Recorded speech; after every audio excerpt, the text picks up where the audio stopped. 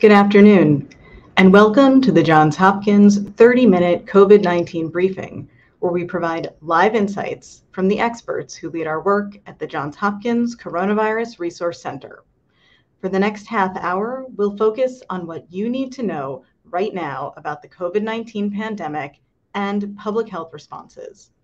I'm Dr. Lainie Rutkow, a professor at the Johns Hopkins Bloomberg School of Public Health and part of the leadership team for the Johns Hopkins Coronavirus Resource Center. We'll be providing answers in real time today, so please submit your questions in the box at the bottom of your screen. Today, I'm joined by two guests. First, we'll hear from Beth Blauer, who is Associate Vice Provost for Public Sector Innovation at Johns Hopkins and the data lead for the Coronavirus Resource Center. Then we'll hear from Dr. Brian Garibaldi, who's Director of the Johns Hopkins Biocontainment Unit and Associate Professor at the Johns Hopkins School of Medicine and the clinical lead for the Coronavirus Resource Center. I'll now turn to each of our speakers for a brief overview, and then we'll move to Q&A. Beth, how has data reporting about COVID changed over the last several months, and what do you anticipate as we head into the fall? Great questions, Lainie, and thank you for having me here on the briefing. I want to start off first by saying that the data landscape has changed, and I'm going to talk a little bit more detail about it, but I wanted to just set the stage with a little bit of our core data and just give an update since we haven't had a briefing in a while on sort of where we are with COVID. I'll start internationally. Japan and South Korea lead the world right now with case figures, just ahead of the United States.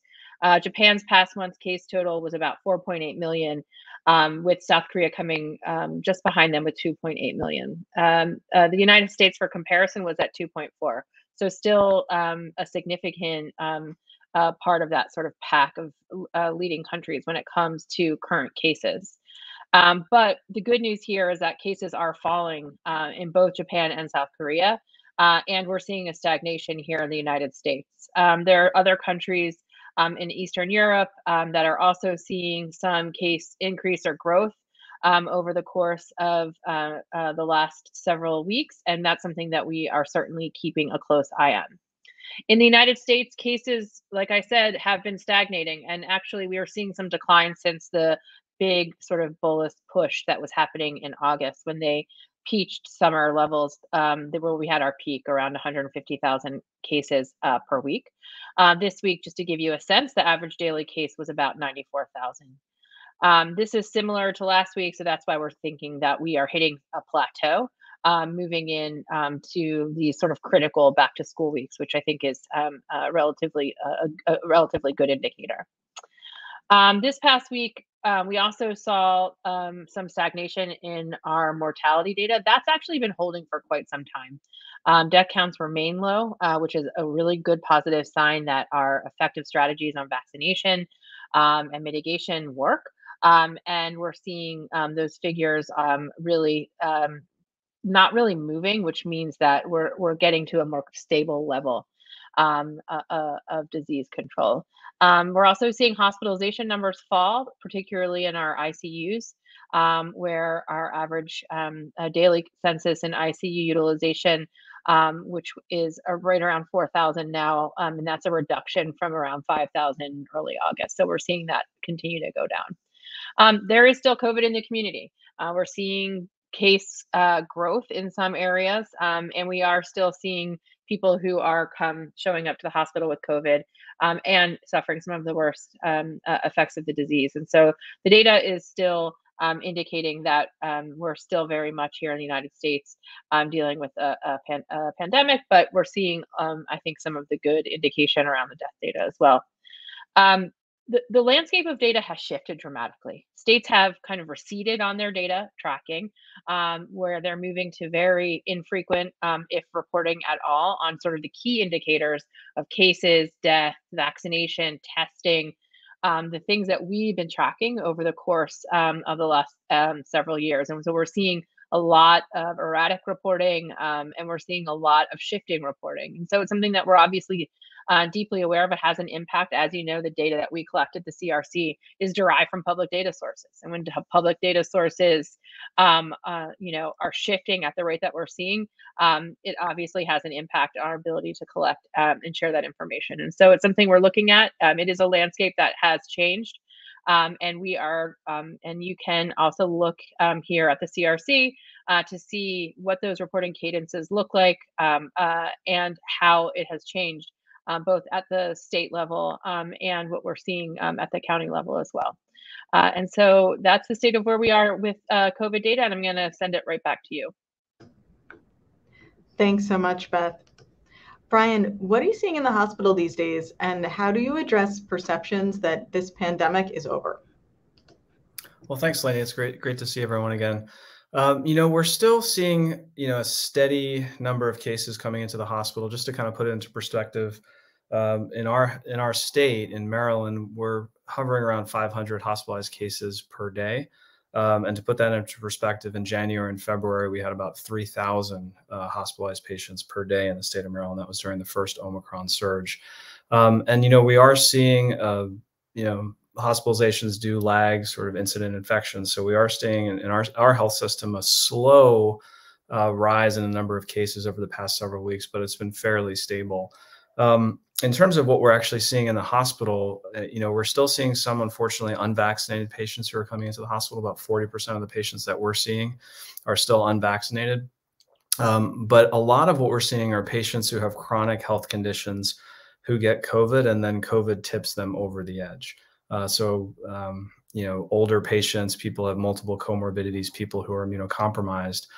Those are by and large the patients that are coming into the hospital. And certainly what I'm seeing in the ICU are patients who have serious health problems who then COVID takes them over the edge. We're not seeing as much primary respiratory failure from COVID as we were seeing in prior surges, where patients come in and they have really low oxygen levels and COVID pneumonia and go immediately on the ventilator. So we do see that occasionally, but it's not as common as it used to be. COVID is not over. I think we're beginning to get to more of a steady state in terms of being able to handle the number of patients who are coming into the hospital sick with COVID. But, we're still having hundreds of deaths per day from COVID across the US.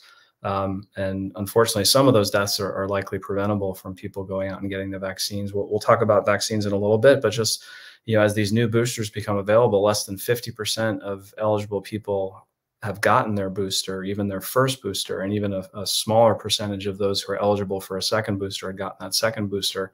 So I would urge people to, if you're not yet vaccinated, I'd still would urge you to get your primary vaccine shots. And then when you are eligible, to go ahead and get the new bivalent booster, which we'll talk about. It's been a while since we've talked, so I thought I would bring up a few things that we've learned about some of the COVID therapeutics and treatments that are out there, and then we'll move on to vaccines at the end. We've heard a lot about Paxlovid rebound, this phenomenon where someone who gets COVID, they take their 5-day course of Paxlovid, they're feeling better. In some cases, they'll test negative if they're still testing. And then anywhere from 2 to 10 days later, they start having a recurrence of their symptoms, and they may test positive. It turns out that this happens to people even if they haven't taken Paxlovid. But it may be true that the symptoms come back a little bit more severe in patients who have taken Paxlovid. And to be very honest, we don't understand the mechanism why. There are, you can induce mutations to Paxlovid or resistance to Paxlovid in the lab, but by and large, it does not seem that that's what's happening in people who get this rebound of their COVID after taking Paxlovid. So it's not that the virus has become resistant to the drug. It probably is. We're seeing kind of a spectrum. We know that in general, for example, if someone has a bacterial pneumonia, we'll give them 5 to 7 days of antibiotics, but some people get better a little bit quicker and some people get better a little bit longer and require a longer treatment course. So we're still trying to understand, are there certain patients where maybe up front we would say, let's give a longer course of Paxlovid. What we have not seen is we have not seen people getting rebound COVID after Paxlovid and coming into the hospital or getting severely ill or dying. But it obviously is something to think about in your own life. If you were taking Paxlovid and you get new symptoms, you could be contagious at that point, right? There could be active virus replicating and you could spread that to somebody else. So it does have implications for how long you should isolate and whether or not you need to continue wearing a mask in public. So that's something for people to have on their radar screen. In terms of other therapeutics, there hasn't been much of a change in what we currently have available for patients who become hospitalized. I think we're gathering more and more data that convalescent plasma, particularly now that many of the monoclonal antibodies are not effective against the circulating strains, that may have a role to play in patients who are immunocompromised. And so there's been a few studies coming out suggesting that immunocompromised patients, if they get hospitalized and receive plasma, they can do a little bit better. And there was also a study of using one of the monoclonal antibodies in hospitalized patients. Previously, it didn't seem that monoclonal antibodies worked in hospitalized patients, but one of them called Evusheld has been shown to reduce mortality in a small trial in patients who are hospitalized. And there are a few other that are coming down the pipeline that the FDA is going to be reviewing later this fall, which may add some incremental benefit to what's already available. In terms of long COVID, unfortunately, we still don't have a clear understanding of all of the mechanisms, or quite honestly, even how to define it, because there are so many different symptoms that people can experience. But I think we're starting to get a better sense of who or how many people are at risk for developing it and what some of these symptoms might look like. So just for example, in one study, about 13% of people a month after their initial infection still had lingering symptoms, and about 3% of people at 3 months or longer also had symptoms. And we know that it's much more common in patients who are hospitalized, but as we mentioned before, it can happen to people even if they weren't hospitalized. And the most common symptoms are things like fatigue and shortness of breath, chest pain or tightness and cough. But we've also seen and heard a lot about brain fog and confusion. And the functional impairments that people have can be really impressive. In one study of people who were hospitalized with COVID, if you looked out at 30 days, only 40 or 50% of them were back to their activities of daily living. And another study showed that people out to 6 months were still not back to their baseline status. And we know that this can happen to ICU patients. There's something called post-ICU syndrome, which we see after many different causes of critical illness, but it certainly seems that this is a little bit more common in patients who are in the hospital with COVID. We do know that older age, having chronic comorbidities, and the severity of your initial COVID disease are risk factors. And so again, I would encourage people to get vaccinated and get boosted, because the best way to not get long COVID is to try to reduce your risk of getting COVID. I don't know many people who haven't had it already, but certainly getting it again, you're at risk for developing long COVID after the second time. So let's pivot and talk about, or continue to talk about, how to prevent getting COVID and talk about vaccines. So I'm sure many people have heard that on September 1st, the CDC recommended that people who are eligible go ahead and get a bivalent booster. There are now 2 bivalent boosters available. There's one from Moderna and one from Pfizer.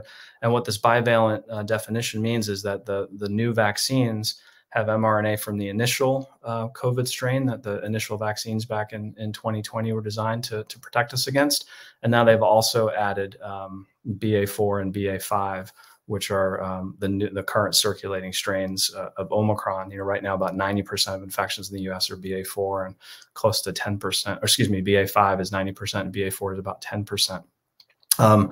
There's been a lot of discussion about this, because these particular vaccines were not, the data that the FDA used to approve this for EUA, and the data that the CDC used were basically from animal studies showing that these new vaccines induced immunity in the animals, a nice robust immune response that would neutralize the virus.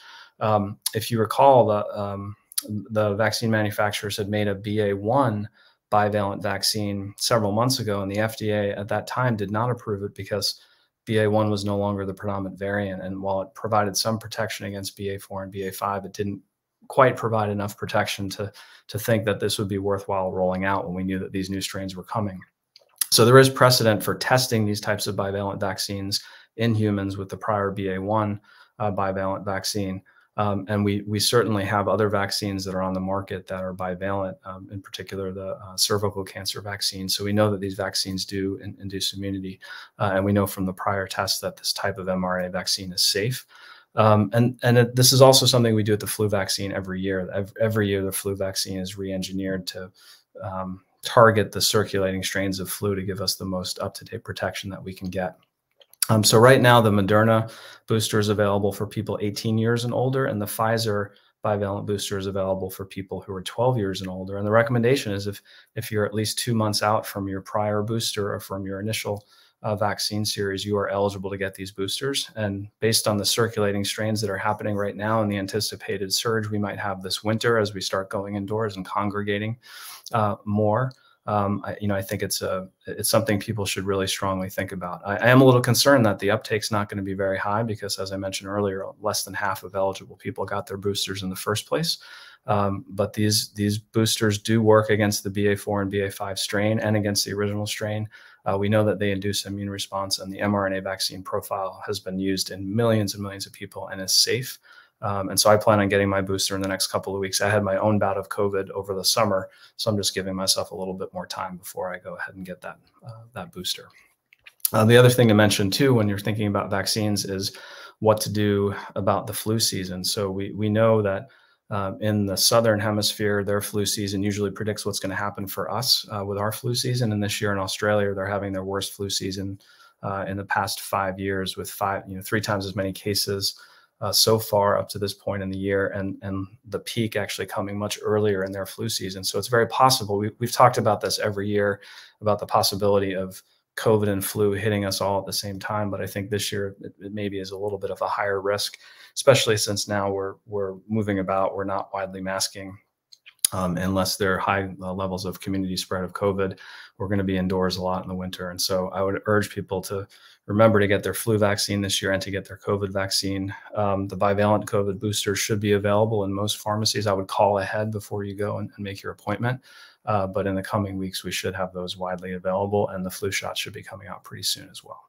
The last thing I'll mention is that we've talked in the past about the possibility that we might have other formulations of COVID vaccines. And so China and India each just approved different ways of administering COVID vaccines. There's an inhaled mist in China and an intranasal drop in India. And there's some hope that if you can actually induce immunity at the site where COVID enters the body, perhaps you'll have better protection against symptomatic infection and maybe more durable protection against future bouts of COVID. We don't have really great human data on those yet, and there are some US companies that are working on these types of vaccines, but that's something to keep an eye out as we start shifting more towards thinking about maybe having to get COVID vaccines every year, every 2 years, now that it's becoming more of an endemic disease.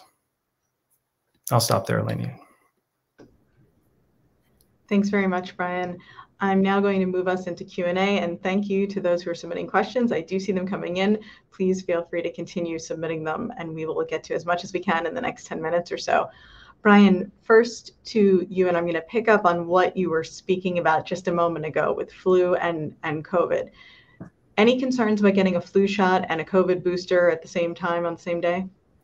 No, I don't think so. I mean, in general, the flu shot itself is really, really well tolerated.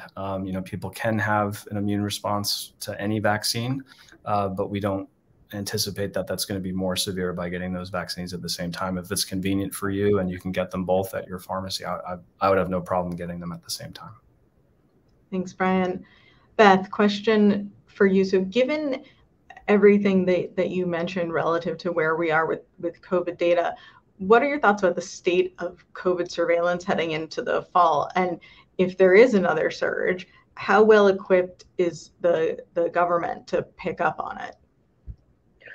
It's a good question. I think that, we've been relying a lot on state and local data. At the same time, the CDC has come a long way from where they first started in terms of surveillance. But there are still some benefits of looking at that state and local data. It's a little bit closer to near time. We have the ability to have that sort of local context kind of explicitly in place. And so, I think that with the inability for us to get that sort of that regular feed of data from the state and local governments, the CDC is picking up, and they are providing that. It's a bigger question around kind of the value of this kind of surveillance data, not just for COVID, but for a lot of the big diseases that are facing our communities. And the question is whether we need to start thinking about what state and local capacity looks like, and how we're using these kind of data to really inform public health decision making. And I think that that's a big question for us, and that we think about a lot here at the CRC. And it's obviously something that gets diluted when we get less information and less data in the marketplace than more. Thanks, Beth. Brian, lots of questions about long COVID, which you spoke about in your opening remarks. Can you tell us how does long COVID typically present? How do you determine that someone has that versus it's taking them a while to recover from a bout of COVID? Yeah, well, Lainie, I think that's the billion-dollar question, and why it's been so difficult to kind of pin down how do you define long COVID and how do you target research to go after it. We do know that after viral infections from many different types of viruses, you can have lingering symptoms. Some of that could be directly from the virus itself. Some of it is likely from the immune response to viral infection. There are also, right now, there are varying definitions of the time course. We've seen some people start calling it long COVID after 4 weeks. Some people call it 2 months. Some people call it 3 months. And the number of people who have symptoms after 3 months is less than the number of people who have symptoms at 1 month. But there still are, many people who are experiencing symptoms for several months after their infection. And those symptoms can range, as we've talked about here before, from the primary damage that the virus or the immune system can do to the body. So, for example, people could have shortness of breath or cough because they've had a severe COVID pneumonia. Fatigue is very, very common. But we've also seen patients who have new neurologic symptoms or cardiovascular symptoms, autonomic dysfunction, where their heart rates can go very, very fast and they can get short of breath and dizzy related to that. So it really can be many, many different things. And that's really the trouble in trying to study it, is that it's probably not one disease, and there's likely not going to be one therapy that's going to be able to target all of these different manifestations of long COVID. There's a lot of people doing work on this. The NIH has put, millions and millions of dollars towards trying to understand this. So unfortunately, it's going to take some time for us to kind of sort out what is specific to COVID, that's part of these symptoms, what is specific to an immune response, and then what can we do after the fact to try to treat some of these symptoms. Right now, it's been really, there are COVID clinics around the country that are putting together multidisciplinary teams that have cardiologists and neurologists and lung doctors and physical medicine, rehabilitation doctors, psychiatrists. It really is a multidisciplinary approach to try to understand, meet someone where they are with their symptoms and see what we can do to try to help them as best we can. But unfortunately, we don't have a clear therapy that's going to help everyone at this time. Thanks, Brian. Another question for you. You mentioned in your opening remarks how you had COVID over the summer, and now you're giving yourself a little extra time before you get your next booster. What do you recommend to your patients if they know that they've had COVID, for how long they should wait before they get a booster? Yeah, so the short answer is we don't know yet, right? These boosters haven't been around. We haven't seen data on the longevity of protection after you get BA4 or BA5, right? We don't know how long your antibodies against the virus are going to last in terms of protection. It's likely that you're going to have a couple months where you're going to be fairly well protected.